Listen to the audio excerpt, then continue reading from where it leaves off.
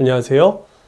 발기부전의 수술적 치료, 그중에 팽창 임플란트에 대한 진료를 주로 하고 있는 비형외과 전문의 박성훈입니다. 오늘은 팽창 임플란트 실린더 종류, 실린더 그 자체에 대해서 이야기를 좀 하려고 해요. 지금 이제 한국에 들어오는 팽창 임플란트는 회사가 2개가 있고, 전 세계적으로는 팽창 임플란트 회사가 현재 4개가 있습니다. 콜로플라스트, 보스턴 사이언티픽, 위지콘, 그 다음에 제퍼라는 4개의 회사가 있어요. 유럽에서는 이 4가지 회사가 다 사용하고 있고요. 미국에서는 이제 한국이랑 마찬가지로 보스턴이랑 콜로플라스트, 아시아 지역에서는 제가 다녀보면 보스턴만 들어가 있는 데도 있고 콜로플라스트만 들어가 있는 데도 있고 이렇게 상황이 달라요. 요 근래에 계속 받는 질문 중에 하나가 보스턴 사이언티픽의 AMS 700 시리즈 중에 LGX라는 실린더가 있는데, 이 실린더는 이제 굵기도 굵어지고 길이도 길어지는 실린더다. 그래서 그 실린더가 더 좋은 것이 아니냐 하는 질문을 되게 많이 받았어요. 이거는 제가 반복적으로 여러 번 제가 이야기한 적이 있는데, 더 좋은 실린더는 없습니다. 결론적으로 얘기했을 때. 그 중에 최고의 임플란트가 있었다면 그게 시장을 독점했어야 돼요. 그게 최고 임플란트였으면 모든 의사가 그 임플란트만 썼어야 된다는 얘기입니다. 그러나 그렇지 않아요. 그렇지 않다는 얘기는 뭐냐 하면, 더 좋은 임플란트는 없다는 겁니다. 더 잘 맞는 임플란트는 있어요. 전체 환자 중에 97%는 어떤 회사를 써도 상관이 없어요. 그러나 3%의 경우, 특정한 경우에는 특정 회사 제품을 쓰는 게 임상적인 결과가 더 좋다고 돼 있어요. 가령 페이로니 병이 있다거나 아니면은 반복적인 수술로 해면체가 약해져 있을 때라던가. 그래서 97% 환자는 뭐 어느 회사를 써도 상관없는데, 그럼 아까 그 질문으로 돌아갔을 때 LGX 실린더는 어떤 겁니까? 아주 옛날에 AMS에서 LGX의 전신인 모델을 만들어요. 그게 네임이 울트렉스였었어요. 그 울트렉스라는 실린더가 처음 나왔을 때 기대가 컸어요. 이게 굵기도 굵어지고 길이도 길어지니까 이걸 그렇게 할 수 있을 거라고 기대를 한 거예요. 누가? 의사들이 기대한 게 아니에요. 엔지니어들이 그렇게 생각한 거예요. 근데 결과적으로 어떻게 됐다? 그렇게 하지 못했어요. LGX 실린더가 그 어떤, 여기서 연구라고 할 때는 제대로 된 연구에서도 수술하고 나서 실제로 실린더는 길어지지만 환자의 음경이 길어진다고 입증된 연구가 없어요. 그렇게 말을 할 수가 없단 말이에요.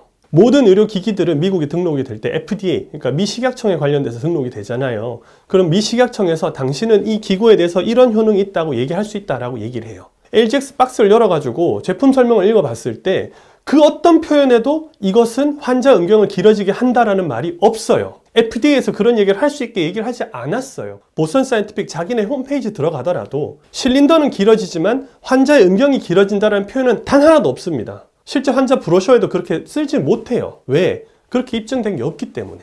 사실은 엔지니어링 실패죠. 이건 그렇게 볼 수가 있어요.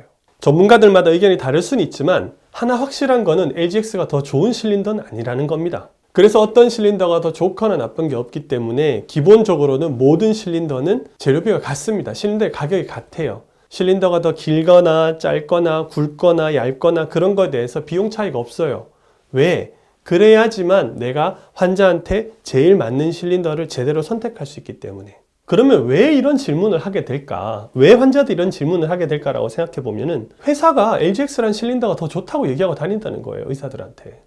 그러니까 의사들이 환자들한테 그렇게 설명을 했겠죠. 그게 합리적인 의심이잖아요. 그래서 여기에서 의사들의 가장 중요한 역할이 있어요.